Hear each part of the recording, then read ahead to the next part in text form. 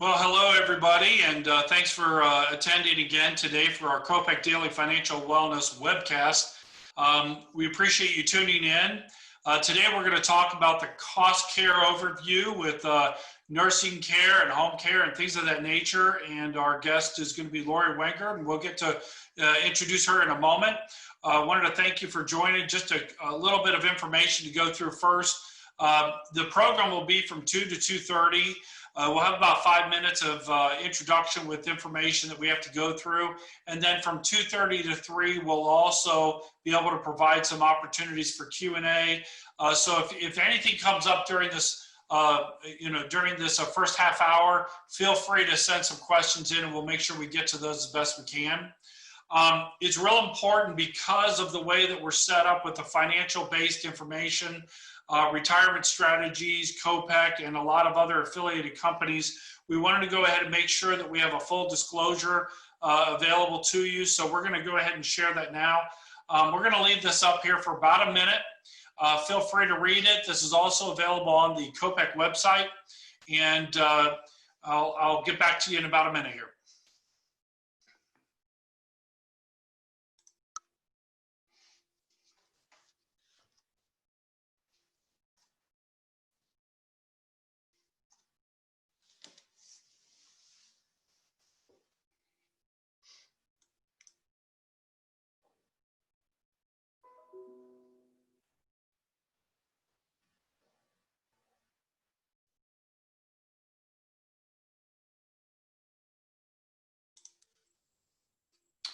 All right, great. We'll go ahead and keep moving here. And so regarding the, COPEC and the COPEC programming, first of all, what is COPEC? And it's a nonprofit organization that's been around since about 2004, providing education to the community without any product sales or pressure and cost to the community. So we have a lot of experts that provide their expertise in different industries. And through this program, we've been able to develop what is called the Financial Wellness Portal on the website. And today, as part of that portal, which is the Daily Financial Wellness live streaming, and it's an opportunity for us to get some information out to you and also give you the opportunity to participate in the Q&A session. Regarding technology, obviously we have problems with technology from time to time. If for some reason there's a problem, we'll try to make sure that we get it set up as fast as possible. Holidays, please be aware that as we try to do this every day, holidays, we will be not doing programs, and most likely like Thanksgiving the day after, things like that. So be aware of that and share this with others. It's a great opportunity to provide extra insight. A lot of our financial discussions have a broad array of topics. And so hopefully you find something on there that you're interested in. And you can see on the right side of the screen there, that's a list of a lot of the guests that we're going to have to talk about these different topics. Now, on the portal, I just want to make sure I go through a couple things. We have the daily webcast, which is what we're on today. And on those orange buttons, you can see there a calendar of ongoing topics that we're going to have. Feel free to check out those calendars. If there's a topic that you're interested in, put that on your calendar and yeah, there you go, Lori's got the calendar right there. And I have it on the next slide too. So feel free to look at that, put it on your calendar. If there's anybody in particular you want to see, put that out there. But quite honestly, just tune in every day and we'll have great topics all over the place. And a lot of the people find out that they really absorb some great information in areas that they didn't even think about checking in on. So we're hopefully we'll see everybody here as often as possible. Also, the retirement decisions. This is a program in person and web-based. Really, it's about retirement preparation, state plans, things like that that really help you prepare.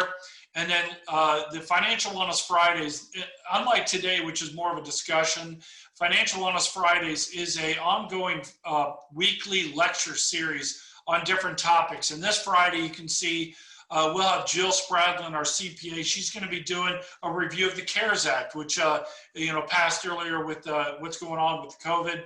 And so you can see we'll try to keep as far out as we can on those lecture series. So tune in on those. You do not have to register. for these programs. The retirement decision is one you do, though, for the in-person. If you're part of a company, department, organization, and you want anybody to come out and do presentations for your organization, feel free to share this information with them, or we can actually do a specialized one for you, typically through web-based or in person, depending on where we are with the ability to do that. And then lastly, if you've got questions or concerns that we're not able to get to today, maybe it's more private or you ran out of time, feel free to schedule a 15-minute appointment. We'll help get you on the right tracks and answer any questions you have there on a one-on-one basis. So with further ado, again, the other host here, you can see him, Jerry Snyder. He and I have been doing this, like I said, since 2004. And this area is actually in his wheelhouse too. So I'm going to turn it over to Jerry, and we're going to have a really good discussion today. Jerry? Thank you, Jay. I've known Lori for a long time, so it is my pleasure to introduce her, and we've worked together on many projects. But as you see on the slide there, Lori's the current president and CEO and owner of Home Care Assistance. They're located there at the Tremont Center in Upper Arlington. So Lori has just a real rich background in long-term care, covering many phases of long-term care. She's been a great resource to many of us here in Central Ohio. So one example of her experience is she is current president of the Upper Arlington Commission on Aging in Upper Arlington. So Lori, welcome. We thank you for joining us today. The title, of course, of the program had to do with home care, assisted living, the many different facilities that are available. We get many questions on the cost, what is best for my parent. And so maybe we'll start off with that question. Lori, in terms of your preferences or your knowledge, how do you steer people to the facilities? So hi, Jerry, thank you for that great introduction. Great to be here today.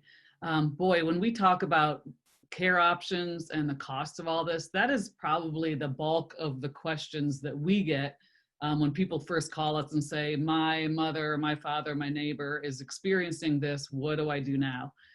There's just not a real broad understanding of all the options that are out there and what it costs, and if you had to move to what Medicare and Medicaid and what all the pay options are out there. So I'm glad to be doing this today. Typically, this kind of conversation, when I go out and remember the old days when I would go out and speak to people, it would often take 2 and 3 hours sometimes to cover everything. So this will be a broad overview today. But to your question, Jerry, I mean, there is no single right thing for any particular person or any particular family. I guess that can be good and bad. Some people they'd like to know, what do I need to do? And they like that one answer. But really there isn't one answer.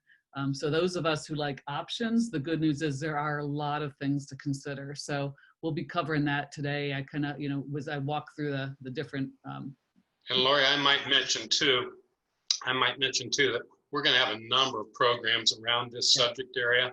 We've got limited time today. So again, everybody stay tuned because we're going to have a lot of different programs due to the importance of this subject. There is, yes, exactly right. So as we think about, so let's say that somebody did pick up the phone and call us and say, this happened to my mom, now what? That is often the very first time when people start thinking about care. It's when a crisis happens. And you can imagine that we would never recommend that being the top, waiting till something happens to start making these decisions. So I would assume that most people watching this are not in a crisis stage, or they would be on the phone with someone like me today. Instead, you're the type of people who are thinking about your future or the future of a loved one or a neighbor. So I love that you're already way ahead of the game by trying to put all of this in some kind of an order in your head, at least. So knowledge is definitely power when it comes to elder care. I often recommend that people first think about, like, what does the future hold? If you have cognitive impairment, if it looks like you might have dementia, you pretty much know that you're going to need care at some point. If your mobility is declining, or you have, let's say, something that's going to at some point lead to you being bed bound or wheelchair bound, that will kind of tell you what your options will be. So it's really thinking about what the future may hold for you. And then, of course, looking at what it may cost. That's why we're here today. And I'm glad to have Jerry and Jay on today, because it's not, so I often, if I were speaking live, I would ask everybody to raise their hand if they were aging. And the neat thing about this call today is I think Jay's probably, I'm going to guess, I don't even know, 10 years younger than me. And then there's me, and then there's Jerry's older than me. So we have like 3 different decades of people here to be able to have a conversation today. So, and where we all are in our own decision-making process. Lori, you mentioned different illnesses, Alzheimer's versus maybe some other kinds of illnesses. Would the type of illness lead somebody to a particular form of care, be it home care versus going to a particular facility? That definitely comes into play. So let me see what my next slide here. So yes, so there are so many different options, Jerry, and we have, I'm going to talk a little bit about home care, about facility care, and then other types of care that you might hear if you're in a hospital, the whole concept of hospice care. So let me kind of give you a quick slide that shows what those options are, and then we can discuss that from a broader viewpoint. So I want to share this screen, because it's really important as all of us think about aging.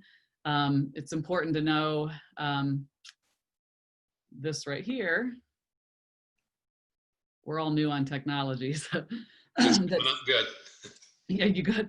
That we know that 70% of people are going to need care after the age of 65.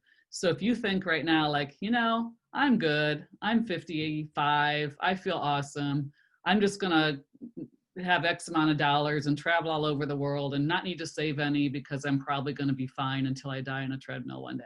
Just know that that's probably not going to happen. So that's never a good planning strategy. So 70% of us are going to need care. Most of us, the majority of us who are over 40 have already been a caregiver for somebody. This is something, when Mike Shediger, I know he's part of our group too, 66% of people have discussed or planned for a funeral at least. And yet 66% of us, the very same statistic, have not planned or discussed our wishes for our long-term care. So when you think about that, Jerry, like your funeral is one day, maybe the whole celebration of life is over a week's time, and that most people have at least thought about what they want. But if you look at retirement, or what happens to us after we are done with our earning years, we might have 30 years between stopping our earnings and our death, and yet 2/3 of us have never even thought about what that is going to look like. I think this can be a program unto itself. Maybe it's another program, just in communicating. Yeah. So I wanted, and I think we have good sufficient time left, but wanted to have you touch on the cost again of what people might expect for these different facilities as well as home care.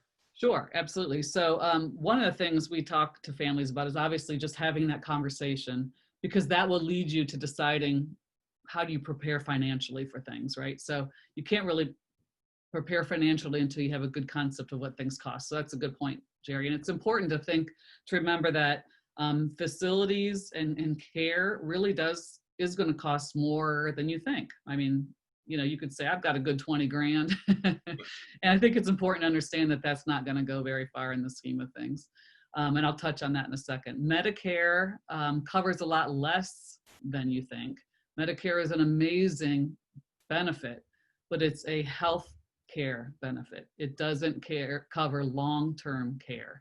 It doesn't cover home care. And I'll talk briefly about what it does cover. Care communities are more stringent than you think. So you may say, gosh, my dad's ready to go to assisted living. And you might price it according to what you think your dad is ready for. And you might say assisted living sounds great for him. But if he has Parkinson's and he's falling and needs to be in a wheelchair, you might have the facility say he's not appropriate for assisted living. He needs to be either in assisted living with extra help, which of course the cost goes up, or he needs to move right to our nursing home where there is, higher level of care, or he can stay home. So really having this conversation early on is important, because you might guess that your parent is going to need this, but that may not be the reality of it. And then, but Lori, yeah, I want to mention too that I bet 80% of the people we talk to want to stay home. Yeah. And so I think there's been a lot of advances in being able to keep people at home and give the proper care. Yeah. I don't know if you want And to. Jerry, you're right. And that's, we have studies that show 89%, but that's okay, because that's what we do. We do home care. So we're going to look for the studies that show. and I say that we do home care, but companies like mine, we aren't doing just home care anymore. So what we're finding is that when people move into facilities, because they think, well, this is, we get to go there and do activities, and mom's going to be so much happier and she's going to be taken care of in a facility. We don't have to worry. But then we often get phone calls from facility. The family might get a phone call from that community saying, your mom isn't coming down to dinner. We can't get her to come down. You're going to need to, you'll want to have somebody else in there to help her too. So if people are able to stay at home, as most people want, it is completely possible. We're trying to prevent that phrase. We're trying to quash that phrase of stay at home as long as possible. Because I've had hundreds and hundreds of clients over the years who can prove to you that it's forever is possible, and they are bed bound and they might need full-time care, but forever is possible. It comes down to, Jerry, as you can imagine, the finances of it. So that's why it's important that we get to that. So there is, you'll have conversations. I want to show you this slide real quick, just so you kind of know the different types of care that is available. There is this concept of home health care out there, and the word health is important. So many of you might have come home from surgery yourselves. You might have had knee replacement surgery and you're immobile for a short time, and you get people come into your home, nurses, physical therapists, occupational therapists, and they are making sure that you recover well from that hospital stay. And that is called home health care. That kind of care is provided by Medicare or your insurance company. So if you have that physical therapist coming into your home to help you get back on your feet again, literally, that most likely is not going to be private pay. That will be covered by insurance. So that is really good to know. Just know that home health care is not a long-term care solution. That's, like I said, maybe a physical therapist coming a couple times a week for an hour, maybe a nurse stopping by once a week to take your temperature, but that is not a long-term care solution. And then you've heard the concept of hospice care. So it's important as as we look at the last two choices, care communities and home care, it's important to talk about the other two first. So hospice care is also a benefit by Medicare and insurances if you're not yet 65, not on Medicare, that hospice is a choice then for people who are at the end of life. We are big fans of hospice and all that it provides. So if you have a loved one whose doctor is willing to say, I think that she has 6 months or less to live, it's time to get hospice care involved. And one of the main reasons is that loved one will never have to go to the hospital then. So if that person's having trouble breathing, or if they are feeling really exhausted, or you wonder if they have a urinary tract infection, or you can call the hospice nurse and they will come out to the home and check on things for you. But the hospice, a lot of choices of hospice providers now. There are quite a few hospice providers out there. So, and we could go into like the detail of what to look for, but that's like you said, Jerry, that's a whole nother day sometimes but there are a lot of choices. There's so many choices for all of this. And that's the really good thing. You're not ever going to feel trapped because the choice you want the option you want only has one or two choices of companies. So there are a lot of good hospice companies out there. But hospice isn't going to provide that bedside care. So if you have somebody at home who needs that round-the-clock care, hospice doesn't provide that. They just provide the equipment, the medication, the nurse to come out every once in a while, an aide perhaps to come out and help with a bath once or twice a week. So the last two choices on there are really the long-term care choices, care communities. So going into whether it's an independent living, whatever those are, assisted living, or having care at home. Those are the main choices that have an implication for cost. So let me put up another slide here, Jerry. Let's see. And there, I know from personal experience, there's so many choices of long-term care communities, and they all charge kind of differently. They do. Pay as you go, or you can put entrance fees down. Yes. Yes. Yeah, because you're going to hear, let me click on this. So you're going to hear, I'll put them all up here. You're going to hear, if you start thinking about, because we do have, an older adult who says, I really wouldn't mind moving to a retirement home. There are reasons for that, Jerry, as we said, some people might be moving. Many times their kids all live in Columbus, but the parent lives in Massachusetts. So when they come to Central Ohio, it might make sense to have them go to a care community. Or if somebody is in a 5,000 square foot home, rather than downsize to a small home, it's time maybe to move into a care community. But there are people who, like I said, who might live in a ranch home, a nice home. They can. It's easier for them to stay home. So there are reasons for care communities. So you look at these different levels that I put here on the slide. Independent living is meant for people, it's kind of like apartment rental of some sorts. It's meant for people who don't need any level of care, but still like the idea of being around other folks their age, being a part of the activities that are being offered, having meals, sometimes it's just once a day at that level. Assisted living is another level up where you have a little bit more care, more probably 3 meals a day, a little bit more help with showers. There are memory care facilities that are specifically for people with dementia. Nursing homes are that skilled nursing or nursing homes facility where there's a high level of nursing care. Then there's, in each of those top 4, there are communities that are just independent living. There are those that are just assisted living. There are those that are just memory care. There are those that are just nursing homes or rehab facilities. But then there are facilities out there that are continuing care communities. And those are places like in Central Ohio, it might be like a First Community or Friendship Village, where you can go in as independent living. And as your needs increase, you move through the different levels. And you can live there all of your lives. And then there are residential care homes. So that is the concept of those care communities where it looks like a ranch home, for example, and there might be 6 to 10 different residents who live there. Just a nice smaller option type of community for people. Laura, I know you're a good resource to kind of know about all those different options. Yeah. What are other resources that people can go to investigate, or what do you recommend that they do? Well, hang on, I'm looking at it. So there are so many places to send people, Jerry, and that is sometimes the biggest frustration people have. There's not a really good central place to get information. You could call so the state of Ohio, the Ohio Department on Aging has divided up all of the state into different area agencies on aging.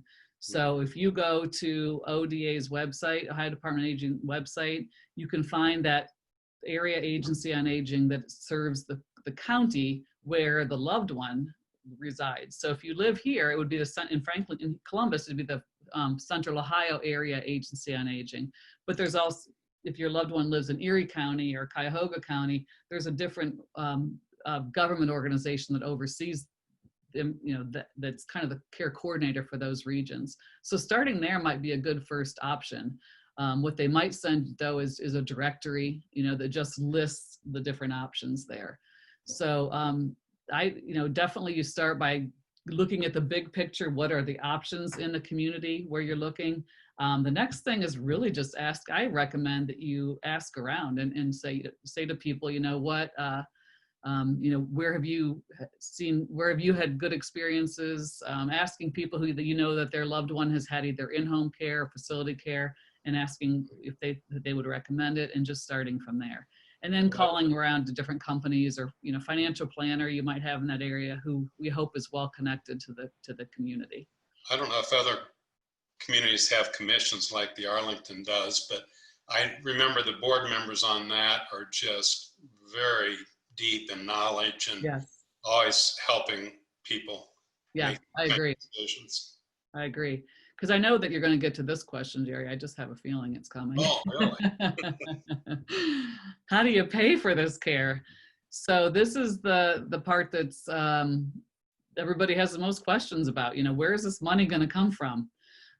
Personal income and assets. I mean, that is number one. No matter where you go, they're going to ask you, well, how much you got? Even if they are a Medicaid facility, they first can't even let you in and let the government pay, which is what Medicaid is, until they've at least figured out and gotten proof that you are eligible because of your personal income and assets are low enough to qualify for Medicaid. So the first place you're going to have to tap is your personal income and assets to pay for it. Long-term care insurance, we have about 25% of our clients who use long-term care insurance. We often find that the very wealthiest people with the money to pay for care also are the best insured people. They're the ones who don't want their investments to be touched. So they have insurance like long-term care insurance to help pay for their care.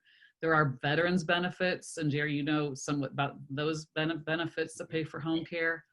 There are government programs if you feel that your loved one does not have the resources needed. And then I put continuing care communities on here as an option for paying, because sometimes if people have in that $200,000 and $300,000 range, and there's a couple, you know, there's just two of them, and that sometimes the best option, without knowing how long somebody's going to live, is going into a care community where they put an endowment down and are kind of, this is a very simplistic view of it, put money down and then are guaranteed that their care need, that they will be taken care of as their care needs increase. And a lot of times when somebody's finally ready to sell their principal residence, that becomes the source to be able to handle that kind of expense. But there again, I know we're going to have a separate, maybe Jay can remind us of when this is going to occur. One of our programs in the future is just going to be on paying for long-term care. So yeah. We'll have an opportunity to delve into that. Yeah. So as far as cost goes, I mean, you'll look at, so it's the hardest thing is trying to figure out what you are going to need as you age. So, I mean, Jerry, you probably have some thoughts on that too, but I think, well, let me give you some ideas of cost first. Then Jerry, you can kind of help me think about how to, formulate I always get the question, how much am I going to need to age well? Yeah. That's a hard thing. And we do know that most people need a couple, maybe 3 to 5 or 7 years of paid care. Yep. So if you think along those lines, so home care can range anywhere. I think I'm going to put all this up. Home and hospice, so remember Medicare covers that, but it's not a long-term care solution. Home care, annual cost, you could go as low as $15,000 a year if somebody needs just, 4 hours 3 times a week, for example, which we do a lot of that. Sometimes 4 hours a day is enough to get somebody, we can help them get up, help them eat a good breakfast, clean their house, do some house cleaning while we're there, run some errands, set them up for success for the rest of the day by putting a lunch in the fridge and just making sure that they're settled in. And that can sustain people for a very long time. And that's why home care is often a top choice, is because it's not an all or nothing option. You're not packing up the house and leaving. It's sometimes a good stopgap for people who may eventually leave home to start with home care, or it's just a good gateway level of care. And then you can increase as needed up to, and I just put 180,000. If somebody needed around the clock care, and maybe there's 2 people in the home, husband and wife, it could get to be that high annually for home care. Facilities, I would count at the lowest level, that little bit less than $3,000 or a little bit more than $4,000 a month. Help me out with the math, Jerry. A little bit more than $3,000 a month for facilities. All the way up to $150,000, depending on the level of care, if somebody has to move right into nursing home. So that's the biggest frustration with thinking about the cost of care, is this huge range of potential, because none of us really know what we're facing. We all hope we're going to live well and exercise so that we can stay mobile, but we know that isn't always an option when there's a stroke or dementia or a car accident that can change everything. I know a lot more financial advisors are really paying attention to this problem. And Yeah. when they take a client through a financial independence analysis, they're really looking at kind of stress testing the plan to make sure that people can afford this. Yeah.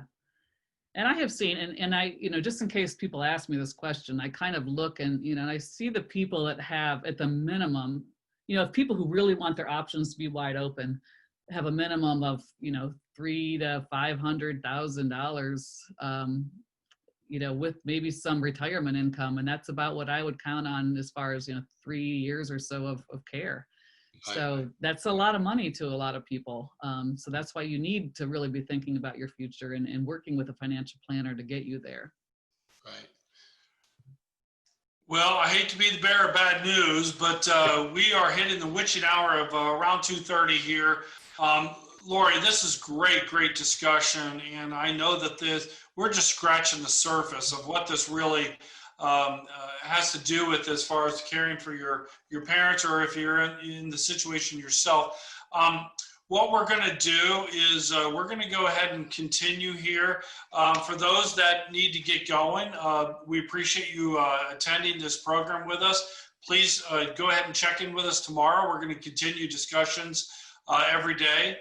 But for now, what we'll do is, Laura, I know that you are kind of in the middle of a point there, and I think we can continue and give you the screen back, but I wanted to allow people that need to get going to get back to work and, give this back to you here. We'll take questions for as long as anybody is available and they want to go ahead and ask us questions. We'd be happy to answer those. Lori, were you in a particular point that you wanted to finish up? Because I know I kind of stepped on you there to make sure we close out. That's okay. I mean, no, I was in the middle of just finishing up about the cost of care, and just keeping in mind that it is such a wide range, but there is help out there when you get to that point. There are people out there who can help you get ready for Medicaid if you feel like your loved one doesn't have the money to sustain their own care. There are government programs that can help with that, but it does take some planning to do that. So again, you're still going to have to probably bring in a professional no matter what level you're at, unless you are one of those fortunate few that has enough that money just really isn't an issue. The other thing I do want to bring up too, and Jerry and Jay, both of you can probably add on to this. I mean, we have families who will say to us, I can pay for mom's care, should I pay for mom's care? Should I help pitch in? And that's a fine road to walk. My own siblings and I were getting to the point, both of my parents stayed at home their whole lives with in-home care. And we were getting to the point where they were starting, if they had lived if my mom had lived another 18 months, she wouldn't have had enough money. So then we had to start kicking into gear what plan B would be. And it was probably going to be a reverse mortgage at that point, so that her home could help keep her home as long as possible, and then eventually moving in with one of us. That wouldn't have been ideal because she is from a different part of the state, and there are a lot of reasons for that. But one of the things we talked about as a family is making sure we're not impacting our own futures, because I'm heading towards 60. So how much can you as a family member really pitch in without impacting your own life? Jerry, do you have some thoughts on that? Well, as a financial planner, actually, that's a real concern that we're talking to our clients about. Naturally, they want to help their older adult parent, but they got to be concerned about their own financial independence as well. You mentioned reverse mortgages. Actually, we feel that those have become more legitimate and more regulated, and maybe versus before. An option to be looked at as well. So that's a good example. So once again, another hard thing too, Jerry. Maybe you can help me with this too. I think it's so much easier when you're talking about one person, your mother, yourself. You can look at that money pool and say, oh, we got this to care for mom. We know that she has dementia or that she has cancer, and chances are she might only live 2 years. You can do that kind of math in your head, but it's when you have that older couple that it becomes really more complex. And if you're afraid if you spend too much on the wife who really needs, that high level of care, how much will be left for the husband or the wife. And I think that's a really tough conversation. I don't know how you approach that, Jerry, with your clients. Well, our goal surrounds financial independence, but unfortunately, we do have to look at, the Medicaid, which is the safety net of our country. And so sometimes that becomes unavoidable. We're really trying to stress pre-planning, but so often it gets into crisis kind of management. Yeah, it does, unfortunately. Hey, Lori, speaking of that, we have a question here to maybe expound upon the whole Medicaid realm, whether it's home care or facilities, and what maybe some insight as to what somebody can expect there. Obviously, talking to a professional, but what can they expect as far as the facilities, quality of care, where, those types of things, as opposed to if you can private pay? Yeah. So let's look at, private pay is up here, and everybody's going to be expected to spend that first. The next level before Medicaid is this chunk of pool of resources that comes primarily from the different counties, at least in Ohio. So every, I don't know if it's 4 years or 6 years, I should know this. I'll look it up before the next time I do this. The Franklin County has a senior options levy. So that money, and I know that my parents live in Erie County. Parents lived in Erie County, and they didn't have money for care, but they had money for free transportation. So Delaware has money for care at the county level, Delaware County. So look first at where your loved one or where you are going to be living, and figure out what's available at the county level, because sometimes Medicaid is for people who are destitute. And many times that level at the county is for those that filling in the gap between those who have enough to self-pay for their care and those who don't have anything. So first check with the county level. So the senior options here in Central Ohio, those services are available. Even if you have, a lot of money, it's worth checking with them to see, because they can connect you to home delivery program, meal delivery programs, to transportation. They can, start working with you on home care providers and the like, but at least, use them as a resource. There is a sliding scale. So if you have X amount of dollars, then you might be paying 100% for services, but it's a good place to start. But if you start getting down to where you don't have much money, and I don't like the quote, I think, it's 119,000, or there's a amount that puts you at that Medicaid, 109,000. Jerry, you'd probably know better. Where it puts you at that, right, for a couple, if there's a couple. And then, so it puts you at that Medicaid mark. So you have to plan in order to qualify for Medicaid. So if your mom runs out of money today and you apply for Medicaid tomorrow, you might not be able to have it kick in and start paying for her care come September. It's often a lot longer process than that. So if you think that that your loved one is not going to have this threshold of money, start talking to an expert in getting you ready for Medicaid, because ideally no one should want to move to Medicaid.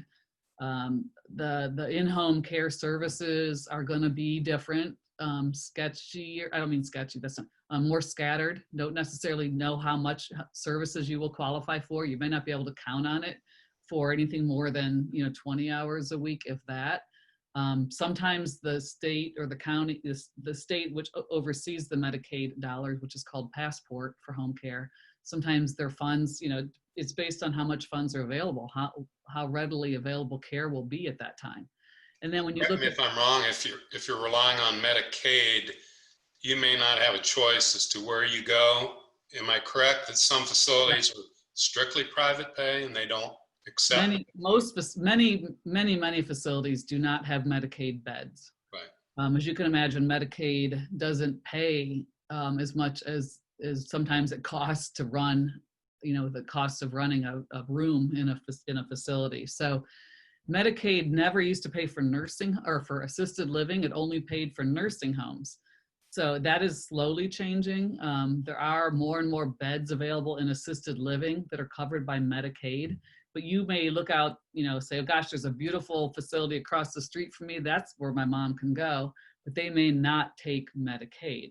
So you will be you'll have a limited number of facilities where you can move if Medicaid is your option. That reminds me too, I think one of our other speakers is an elder law attorney. Mm-hmm. So we're going to have some programs in depth on that as well. So. I know enough to tell people to call an expert on that one. Well, you're a great resource for that. Yeah, thank you. Yep. Well, this is great. We don't have any more questions. Lori, if there's anything that you think that we missed that we might be able to throw in there, we'd be happy to spend a little bit more time. Otherwise, we can go ahead and thank everybody for attending. Do you have anything, Lori, to kind of close things out? Well, let me just show you this one screen that I use sometimes when I am closing out an in-person. So, ask others for advice and for help. I mean, a lot of times when you are in these situations, somebody says, let me know if there's anything I can do to help. Well, if you're in the situation, if you are helping a parent, start to develop a list of things. If you're trying to juggle your own family and work and everything, and you're like, I wish I could just get this done and this done. Start keeping a list of chores. So when somebody says, do you need any help? You can say, as a matter of fact, here's what you can do. So don't wait for a crisis to plan. I mean, that sounds obvious, but I'll tell you what, most people wait for a crisis to plan. So even if it's you, I mean, just because you're healthy and fit today, and you might be 58 years old, doesn't mean that you won't be impaired tomorrow. So just really let people know in your life what you want, where your finances are, who to call if something were to happen to you. And then we have found, so that third bullet, after planning is in place, take one day at a time. But putting that plan in place, knowing what's next for you or your parent is huge, because once that's done, you can stop thinking about it every day. And you just know that someday this plan might have to kick in. Like I said, we already knew what we were going to do with my mom if she had run out of money. We already knew that, so we didn't have to fret about it every day. We just knew that this is going to be the trigger when we pull the next lever. So you'll find great peace of mind by putting this planning into place. And then just reminding people again that one day at a time, gratitude, all that is really important, because you don't want to spend the last decade of your life in fear and in crisis. So those are things that we often want to remind people. And there's really no just one right answer. And if somebody were to say to you, to criticize your decisions, just know that they haven't walked in your footsteps. So just be confident that you've done the right thing, that you've made, you've done the right research, you've asked the right experts, and just have confidence in your decisions. Great. Well, thank you, Lori, on my part for pitching in today. That's great insight. Thank you so much for joining us today, Lori. Thank everybody else for attending. If for any reason you have any questions outside of this, feel free to reach out to Lori directly. And her information is right there on the screen, or just reach out to Jerry or I. Will help make sure to get you in the right direction. And so thank you so much for attending today, and we will see you guys tomorrow. And thank you again, Lori. Bye, guys. Thank you. Thank you.